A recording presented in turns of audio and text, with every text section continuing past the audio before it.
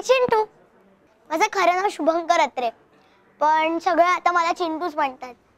तर मी आता श्री श्री रविशंकर विद्या मंदिर या शाळेत तिसरीत शिकतो. तर मी पहिल्या ऑडिशनला गेलेलो. तर तिकडे 3-4 ऑडिशन्स झाल्या. तर त्याच्यात मला रंगा काकांनी तिसऱ्याच ऑडिशनमध्ये सिलेक्ट केलं. तर मग त्याच्यानंतर आधी मला माहीत नव्हतं की मला वीक घालणार आहेत. खरं तर आधी मला माहितीच नव्हतं की माझं चिंटूचं ते सिलेक्शन झालं. मग नंतर त्याचा फोन आला रंगा काकाचा आणि आशिष दादाचा. मग मला कळलं. मग थोड्या दिवसांनी गीता मावशीचा फोन आला की तुला मुंबईला यायचं आहे. तर मी म्हणलो कशासाठी? तुला वीक घालणार. तर वीकच्या ह्याच्यासाठी यायचं, वीकच्या डोक्याचा वगैरे साईज घेण्यासाठी यायचं. तेव्हा मला कळलं की मला वीक घालणार आहेत.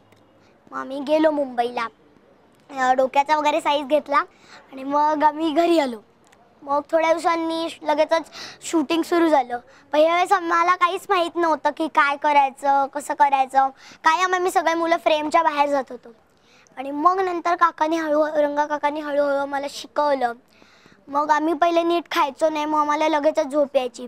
मग गीता काकूने आम्हाला एकत्र बसून सगळं नीट खायला लावलं. आणि मग जेव्हा ब्रेक असायचा खाल्ल्यानंतर, तेव्हा आम्ही बऱ्याच वेळ झोपलेलो असायचो.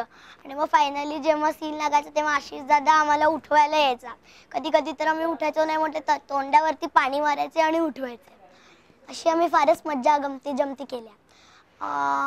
सगळ्यात जास्ती आम्ही मजा शेवटच्या दिवशी केली.